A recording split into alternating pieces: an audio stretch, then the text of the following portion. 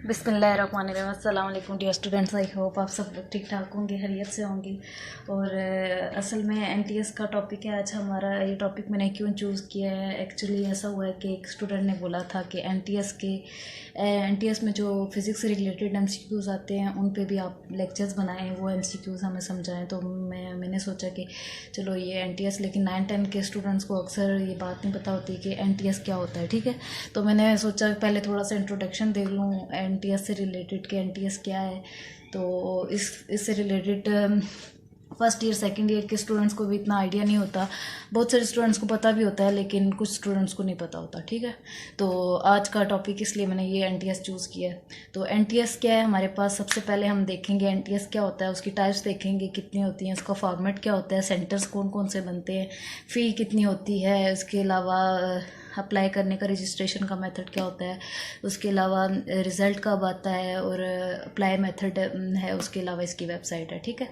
तो एनटीएस जो है हमारे पास फुल फॉर्म है नेशनल टेस्टिंग सर्विस, ठीक है। ये एक इंस्टीट्यूट है जो डिफरेंट एक ऐसा इदारा है, हम कह सकते हैं इंस्टीट्यूट या इदारा ऐसा है जो डिफरेंट इंस्टीट्यूट से एफिलिएट करके, मतलब कि एनटीएस नेशनल टेस्टिंग सर्विस है जो कि बहुत सारे इदारों से वो एफिलिएट करवा के हमारे टेस्ट लेते हैं। जैसे किसी भी यूनिवर्सिटी में हमने एडमिशन लेना है तो हम एनटीएस का टेस्ट देंगे, तो फिर हमारा एडमिशन जो है, अगर पासिंग मार्क्स का सारा क्राइटेरिया हमने फुलफ़िल कर लिया तो फिर उस यूनिवर्सिटी में हम एडमिशन इजीली ले सकते हैं, ठीक है।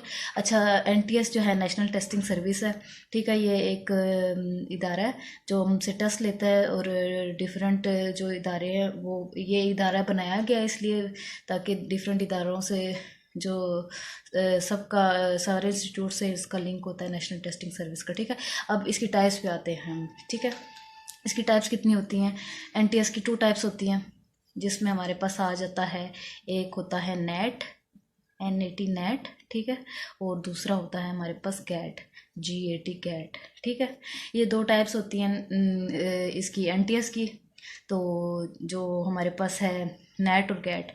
अच्छा, अब नेट क्या है हमारे पास, 2 टाइप जो ये हमारे पास हैं, ये सिर्फ इन 2 टाइप्स का ही होता है टेस्ट। नेशनल टेस्टिंग सर्विस ये 2 टाइप्स का टेस्ट लेती है।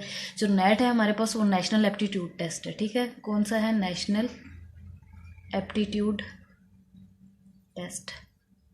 अच्छा, ये किस लिए होता है नेशनल एप्टीट्यूड टेस्ट, ये होता है जिन लोगों ने ICS किया होता है, FA किया होता है या FSC की होती है, ठीक है। ये नेशनल एप्टीट्यूड टेस्ट उन लोगों के लिए होता है, या जिन कैंडिडेट्स ने ग्रेजुएशन या मास्टर में एडमिशन लेना हो उन कैंडिडेट्स के लिए होता है नेट का टेस्ट, ठीक है। अच्छा, अब गैट का टेस्ट हमारे पास क्या है, गैट का हमारे पास इसकी फुल फॉर्म है ग्रेजुएट असेसमेंट टेस्ट, ठीक है। ये उन स्टूडेंट्स के लिए होता है गैट जिन लोगों ने MPhil या MS में एडमिशन लेना होता है, ठीक है। जिन लोगों ने मास्टर या BSc कर ली होती है। ये जो है FSC जिन लोगों ने कर ली होती है, FA कर लिया होता है, ICS कर लिया होता है। और ये जिन लोगों ने BSc की होती है या MSc की होती है, ठीक है। तो एडमिशन आगे वो किसके लिए लेना चाहते हैं, MS के लिए या MPhil के लिए, ठीक है। तो ये हमारे पास 2 टाइप के टेस्ट थे, और आप लोगों को अच्छे से क्लियर हो गया होगा कि नेट क्या है और गैट क्या है, ठीक है। ये जो हमारे पास है ये FSC लेवल का है, और ये जो है हमारे पास BSc लेवल का है। मतलब कि इतनी क्वालिफिकेशन 12 ईयर्स ऑफ एजुकेशन आप लोगों ने कंप्लीट कर लिया है तो फिर आप लोग नेट का टेस्ट दे सकते हैं। और अगर यहाँ पे आपने 14 ईयर्स या 16 ईयर्स ऑफ एजुकेशन कंप्लीट कर लिया तो आप ये फर्दर टेस्ट दे सकते हैं, ताकि आप फर्दर किसी यूनिवर्सिटी में एडमिशन के लिए अप्लाई कर सकें और एलिजिबल हो सकें टेस्ट पास करने के बाद आगे फर्दर प्रोसेस के लिए, ठीक है। तो ये नेट और गैट हो गया हमारे पास। अच्छा, ये मैंने आप लोगों को इसकी टाइप्स बता दी। इसके बाद हम देखते हैं फॉर्मेट वगैरह इसका, मतलब किस टाइप का होता है वो भी मैं आप लोगों को बताती हूँ। तो पहले हम सेंटर देख लेते हैं, ठीक है। इसके हमारे पास सेंटर्स जो हैं हमारे पास बनते हैं, डिफरेंट सेंटर्स होते हैं पूरे पाकिस्तान में, हर जगह सेंटर होता है इसका। जैसे कि बड़े बड़े सेंटर्स में आ जाता है इस्लामाबाद, इसका सेंटर हो गया, कराची, मुल्तान, भावलपुर, सक्खर, हैदराबाद, और इस तरह से डिफरेंट सेंटर्स होते हैं, ठीक है। अच्छा, फ़ी जो है इसकी वो 700 के करीब होती है, ठीक है। अब क्या पता ज़्यादा होगी, वो 1000 तक होगी वो, लेकिन ज़्यादातर यही है कि 700 तक थी, अब मुझे नहीं पता कि अब कितनी हो गई है। अच्छा, अब हमारे पास इसका क्या है कि ये रिज़ल्ट इसका, अच्छा मैं आप लोगों को बताती हूँ, ये हर पूरे पाकिस्तान में हर मंथ में ना ये कंडक्ट करवाया जाता है NTS का टेस्ट। और जो है हमारे पास एक बार हम अगर इसके लिए रजिस्ट्रेशन करवा लें तो उसके तकरीबन 1 वीक के अंदर अंदर हमारे पास रोल नंबर स्लिप आ जाती है। और रोल नंबर स्लिप आने के बाद हमारे पास 15 15 से 17 दिन, हाँ इतना ही टाइम लगता है। तो इतने में हमारी रोल नंबर स्लिप आ जाती है। और टेस्ट की तैयारी के लिए हमारे पास इसी तरह 15 दिन या ज़्यादा से ज़्यादा 15 दिन होते हैं, और कम से कम 8-10 दिन का हमारे पास गैप होता है, ताकि फिर हम लोग तैयारी कर सकें NTS की टेस्ट की।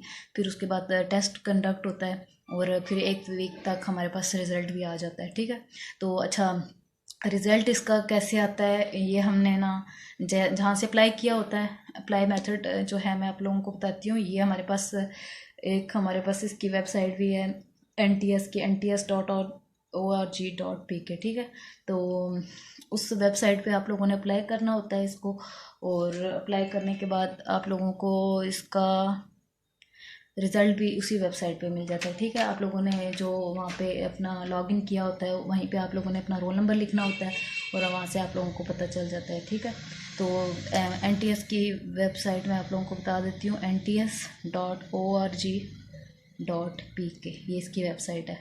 ठीक है, तो अप्लाई करने का जो मेथड है वो भी बहुत ईजी है। वेबसाइट पे आप लोग जाएंगे तो आप लोगों को स्टेप बाय स्टेप समझ आ जाएगी।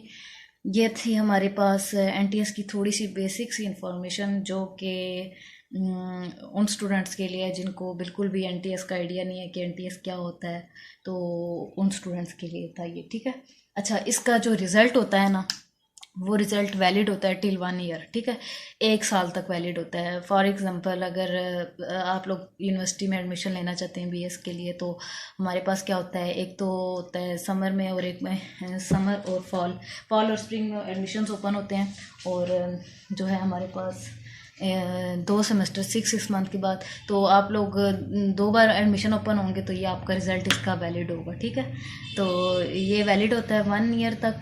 और इसके अलावा इसकी कोई बेसिक इन्फॉर्मेशन, अगर आप लोगों को और कोई चीज़ समझ ना आई हो तो आप लोग कमेंट्स में मुझसे पूछ सकते हैं।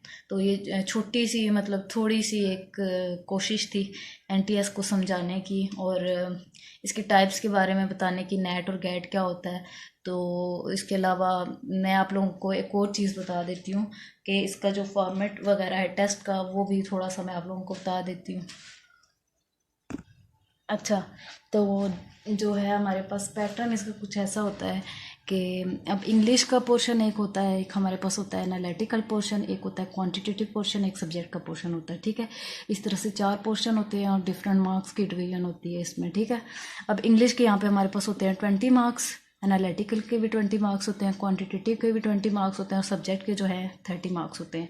टोटली हमारे पास 90 मार्क्स का ये टेस्ट बनता है। ठीक है, तो ये जो है इंग्लिश के ज़्यादातर आप लोगों के पास जैसे टेस्ट में सिनोनिम्स, एंटोनिम्स, इस तरह की चीज़ें आ जाती हैं, ग्रामर से रिलेटेड और वोकैबुलरी से रिलेटेड ये चीज़ें होती हैं। ठीक है, एनालिटिकल में ये होता है कि मैथ से रिलेटेड थोड़ा आ जाता है। और क्वांटिटेटिव में भी हमारे पास इस तरह से होता है, एनालिटिकल, क्वांटिटेटिव, ये सारी चीज़ें मैं आपको डिटेल्स में बताऊंगी, क्योंकि 9th-10th के स्टूडेंट्स को तो बिल्कुल आइडिया नहीं होता एनालिटिकल और क्वांटिटेटिव का। फर्स्ट ईयर सेकंड ईयर वाले थोड़ा फिर भी उनको थोड़ी चीज़ों की समझ होती है, एनालिटिकल क्या होता है, क्वांटिटेटिव क्या होता है। तो बाकी जो तीसरा पोर्शन है जो था वो है सब्जेक्ट के 30 मार्क्स होते हैं। ठीक है, जैसे अब अगर आप लोगों ने FSC की हुई है, या ICS किया हुआ है, या इसके अलावा FA किया हुआ है, तो जो आपके मेन 6 सब्जेक्ट्स होते हैं ना, ज़्यादातर ये 6 सब्जेक्ट्स होते हैं। ठीक है, तो ये जो आपके 6 सब्जेक्ट्स होते हैं, इससे रिलेटेड सारे सब्जेक्ट्स आपने थोड़े थोड़े तैयार करने होते हैं। ठीक है, तो ये आपका सब्जेक्ट्स हो गया, और टोटल मार्क्स जो हैं वो हमारे पास 90 हैं। जैसे फिजिक्स FSC वाले ज़्यादातर बायोफिजिक्स, केमिस्ट्री और मैथ्स की, इन 4 सब्जेक्ट्स की ज़्यादातर तैयारी कर रहे होते हैं, तो ये इसमें आ जाता है। तो जिस तरह से मैंने भी आपको बताया ना, एफएससी वाले तैयारी कर रहे होते हैं मैथ फिजिक्स और रिलेटेड, 9-10 का भी पोर्शन कर रहे होते हैं, फर्स्ट या सेकंड ईयर का भी। जैसे मैं एक सब्जेक्ट की एग्जांपल लेती हूँ यहाँ पे फिजिक्स, तो 9-10 की फिजिक्स भी देख रहे होते हैं, साथ फर्स्ट ईयर और सेकंड ईयर की फिजिक्स भी देख रहे होते हैं। उनके जितने चैप्टर्स होते हैं उनके एमसीक्यूज वगैरह पे प्रिपेयर करते हैं। तो ये एमसीक्यूज से मुझे याद आया, मैंने आप लोगों को बताया नहीं, ये एमसीक्यूज बेस्ड टेस्ट होता है और जो है 90 मार्क्स के एमसीक्यूज होते हैं।